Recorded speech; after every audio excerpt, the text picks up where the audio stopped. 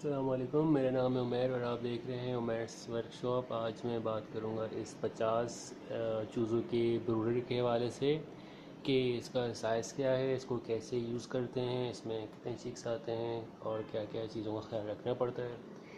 तो इसका जो साइज़ है वो जो है 2 बाय 2 है राउंड में, और जो हाइट है वो है 8 फीट 12 इंचज़। इसका जो गेट है वो 10 बाय 10 का है, और इसमें जो थर्मोस्टेट लगा है वो W1209 है, जो कि 35 सेल्सियस से लेके 32 सेल्सियस के अंदर अंदर मेंटेन करके रखता है। अंदर जो है एक 100 वाट का बल्ब है।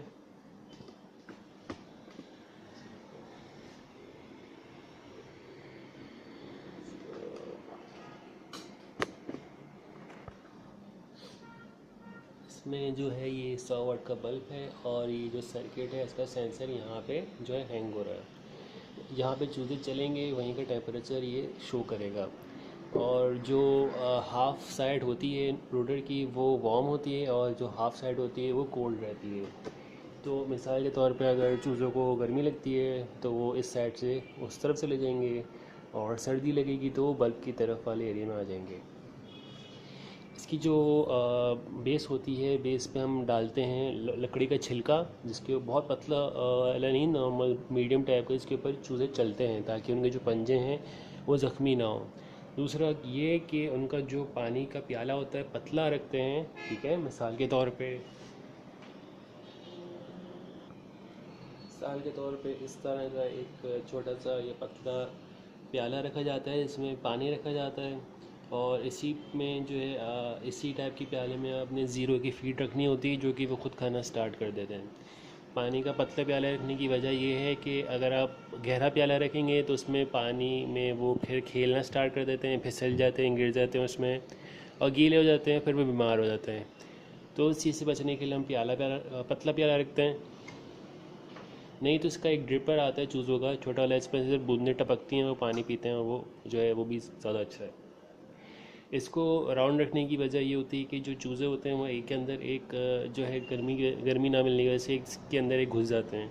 तो जो आगे वाले चूज़े होते हैं उनको जगह नहीं मिलती, तो वो कोने में अंदर ही चले जाते हैं, तो उनको सांस नहीं मिलती, बीमार हो जाते हैं।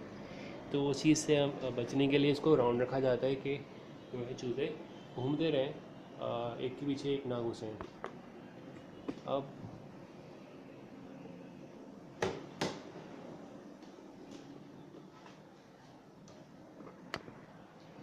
ऊपर की साइड पे हमने इसका होल किया हुआ है और जाली लगाई हुई है कि कोई बिल्ली या चूहा या कोई भी ख़तरनाक जो है उसमें घुसे ना, लेकिन अंदर की जो हीट है जो बन रही होती है इनका हीट और बदबू वगैरह वो यहाँ से आउट होती रहे।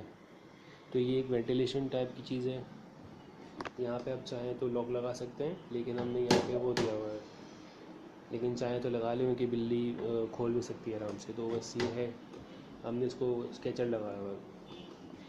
खैर, और ये जो शीट है ये बटरफ्लाई की है, बटरफ्लाई कहलाती है। इसमें पानी वगैरह लगता है तो इतना ख़राब नहीं होता। तो ये वाली काफ़ी अच्छी जो है शीट है। खैर, अगर आप अपना ख़ुद का इंक्यूबेटर ब्रूडर या एग टर्नर बनाना चाहते हैं तो Umair's workshop incubator brooder egg turner लिख के सर्च करेंगे तो मेरे इतने ही बड़े इंक्यूबेटर ट्यूटोरियल्स हैं वो सब आ जाएंगे, उनको देख के आप अपना ख़ुद का भी इंक्यूबेटर बना सकते हैं। अगर आपको ये वीडियो अच्छी लगी है, अगर आपको जो है ऐसी वीडियोस अच्छी लगती हैं या देखना चाहते हैं कि अभी मेरा और भी जो है आने वाले हैं ट्यूटोरियल्स, तो सब्सक्राइब करें, लाइक करें, शेयर करें। इसी के साथ अपना ख्याल रखिएगा। अल्लाह हाफिज़।